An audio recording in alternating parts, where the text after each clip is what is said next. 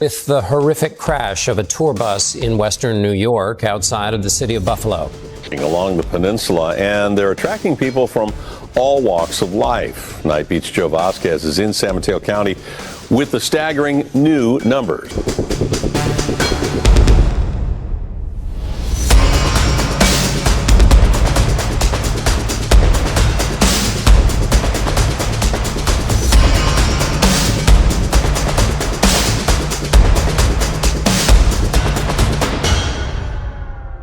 Beyond the iconic silhouette of the New York City skyline, another metropolis expands a city postcards conspicuously omit. This is a metropolis forged from rubber and steel, a transient community forced to relocate every 72 hours, perpetually eluding the flashing lights of tow trucks.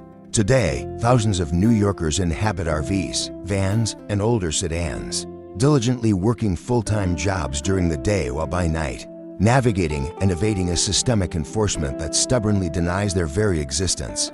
Imagine a life where your entire world, your sanctuary, your livelihood could vanish before dawn, simply due to a solitary parking ticket, a single municipal sweep, and everything you possess, your essential clothing, cherished family photographs, even your sense of identity is hauled away to an impound lot, a place you are utterly unable to afford to reclaim them from.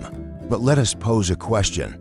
Have you ever experienced your home's very foundation tremble as a heavy truck rumbles past?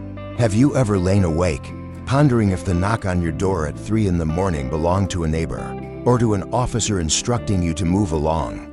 This is decidedly not the van life glamorized on social media. This is not a lifestyle chosen for adventure or personal liberation. This is raw survival within a housing system visibly collapsing around us. Today, homeless U.S.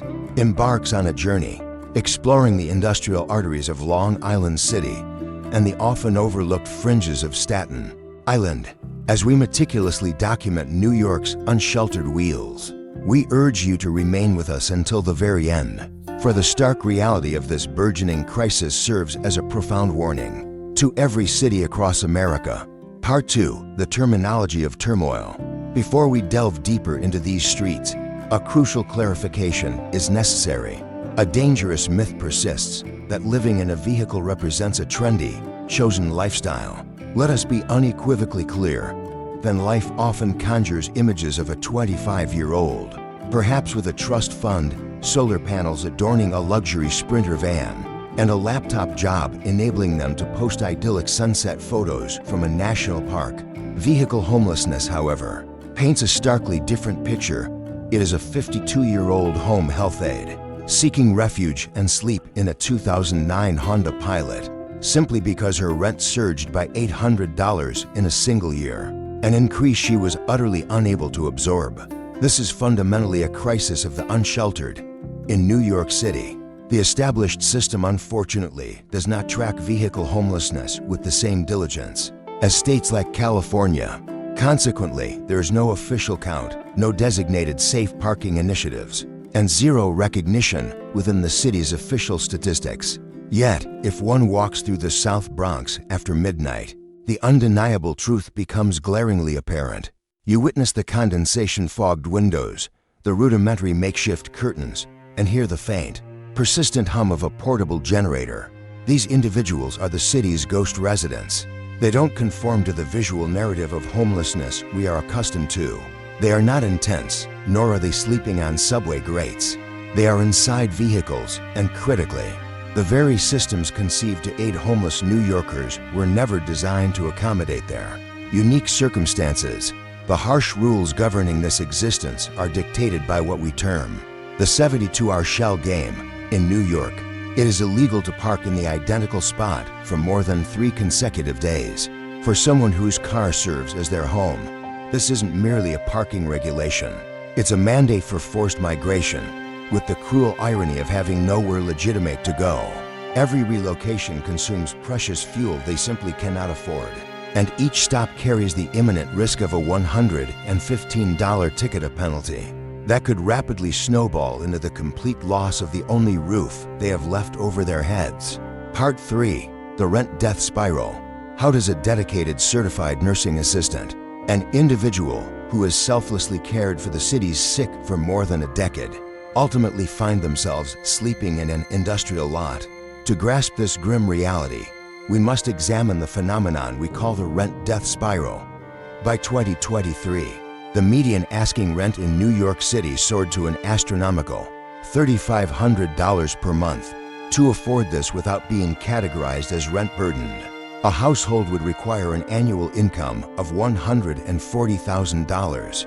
Yet, the actual median income across the city barely reaches $76,000.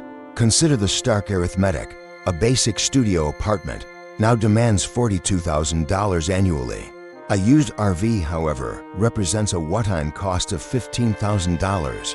For a retail worker or a health aide earning $35,000 a year, acquiring an RV isn't a lifestyle choice, it's a desperate act of financial triage. Since 1968, New York rents have surged by an astonishing 1,700%, while wages have lagged far behind, growing by barely 800%. This chasm widens annually, inexorably pushing more individuals to the brink. Consider the poignant case of Maria.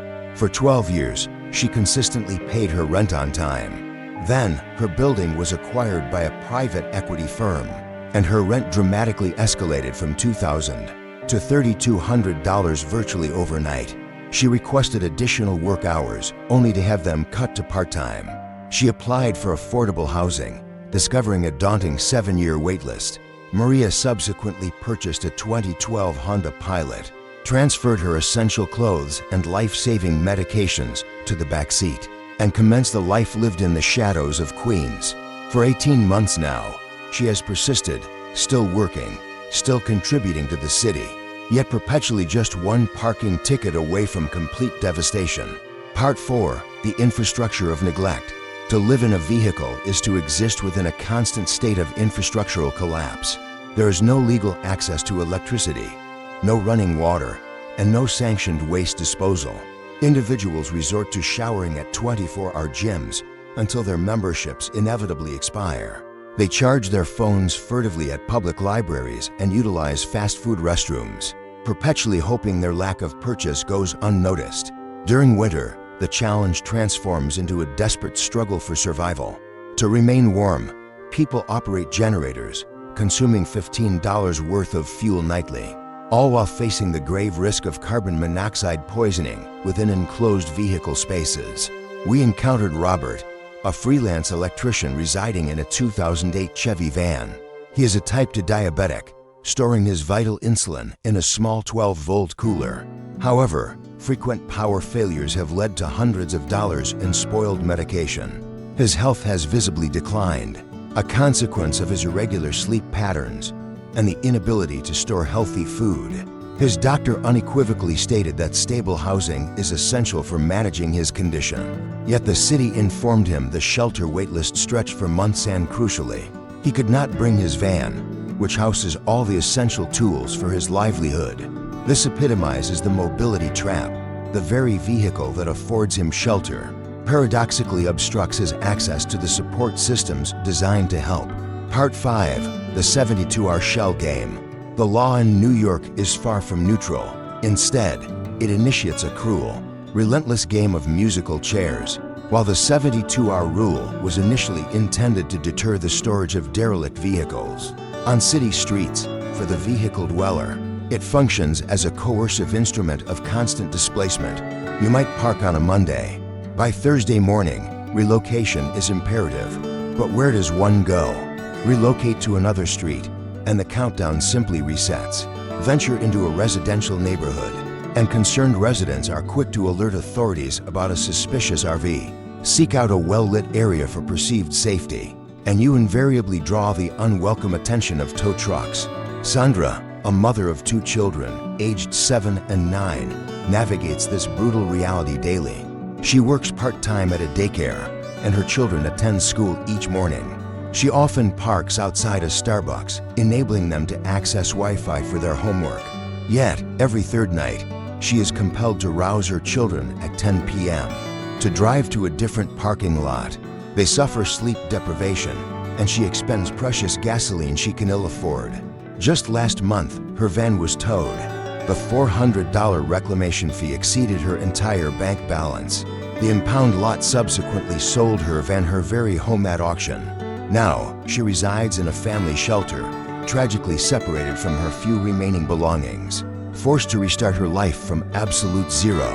The act of displacing people does not resolve homelessness. It merely renders it more costly and profoundly more invisible. Part 6. The health costs of the sidewalk. The cascade of medical emergencies spawned by this neglect is truly staggering. When fundamental access to basic hygiene is lost, infections metastasize into a chronic, debilitating reality. We spoke with Margaret, a 73-year-old retired public school teacher. Despite 32 years of contributions to Social Security, her monthly pension of $1,800 is woefully insufficient to cover even a single apartment in the very city where she dedicated her career to teaching. Margaret now lives in a 1997 Ford Econoline van.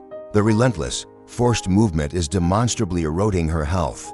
Her chronic arthritis painfully flares in the damp, frigid interior of the van. This year alone, she has endured 3 severe urinary tract infections, a direct consequence of severely limited bathroom access. Her doctor notes that these infections are alarmingly becoming antibiotic resistant, yet stable housing would entirely prevent their recurrence. Margaret is consciously choosing a slow, painful decline in health rather than surrendering her van, which represents the last vestiges of control she retains in her life. This is the independence tax, the exorbitant price a human being pays to circumvent a shelter system that, for many, feels less like a refuge and more like an incarceration. Part 7. The displacement paradox. When New York City intensifies its crackdown on vehicle homelessness within a particular neighborhood, the underlying problem doesn't vanish. It merely shifts its location. Enforcement actions in Manhattan inevitably displace individuals to Queens. Subsequent sweeps in Queens then push them further into the Bronx.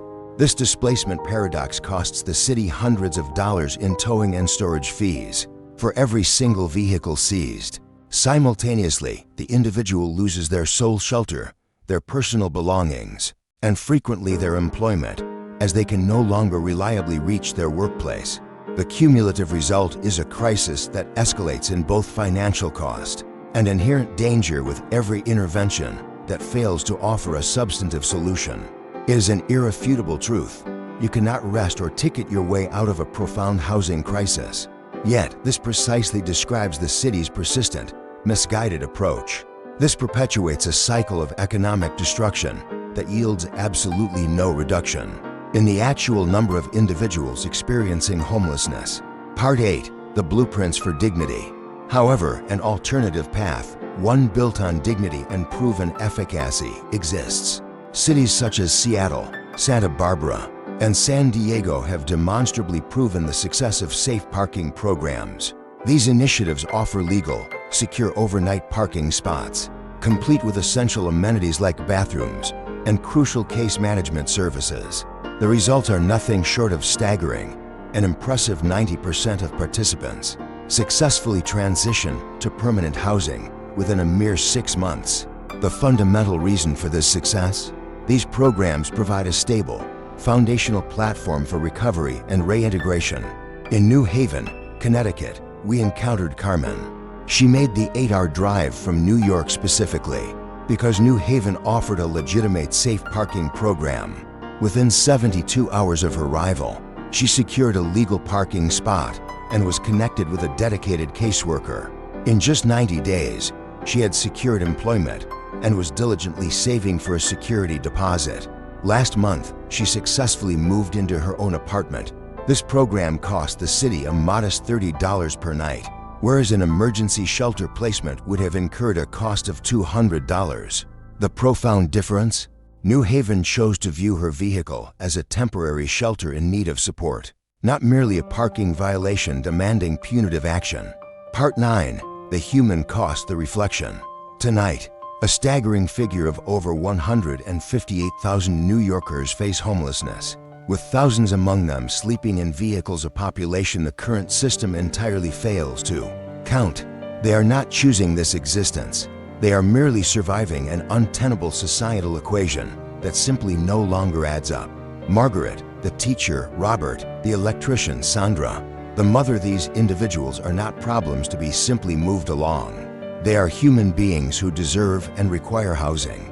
We must urgently ask ourselves, what kind of city are we truly constructing when a 73-year-old retired teacher is compelled to hide within a van, constantly fearing a parking ticket?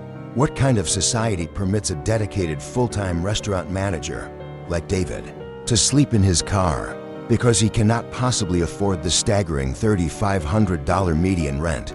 The fundamental arithmetic of the American dream is irrevocably broken, and the burgeoning invisible city on wheels stands as stark, undeniable evidence of this failure. Part 10, the call to action outro. This concludes our revealing journey through the industrial fringes of New York, yet the crisis persists and deepens with every sunset. Crucially, the funding exists, the necessary space is available, and effective solutions have been demonstrably proven. What remains conspicuously absent is the political will to treat vehicle dwellers with the fundamental dignity they deserve. We are eager to hear from you. How did this powerful story resonate with you? Do you observe RVs and vans being used as homes within your own neighborhood? Please share your thoughts and emotions candidly in the comments section below. We meticulously read every single one, and your collective voice is instrumental in sustaining this vital mission. If you firmly believe that every individual merits a safe place to sleep, and that a dedicated teacher should never be forced to hide from a tow truck, we implore you to support this channel. Please like this video to help the algorithm amplify these crucial, often overlooked stories, and subscribe to Homeless US. Ensure you turn on the notification bell so you won't miss our upcoming investigations into the concealed realities plaguing our streets. Your active engagement is the sole force that keeps this vital project operational. Share this video widely with your friends and family. For the more people who bear witness to this truth, the increasingly difficult it becomes for the system to continue its willful ignorance. Thank you for your time and for watching.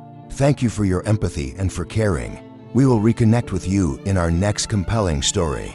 Together, we possess the power to render the invisible truly visible. This is Home.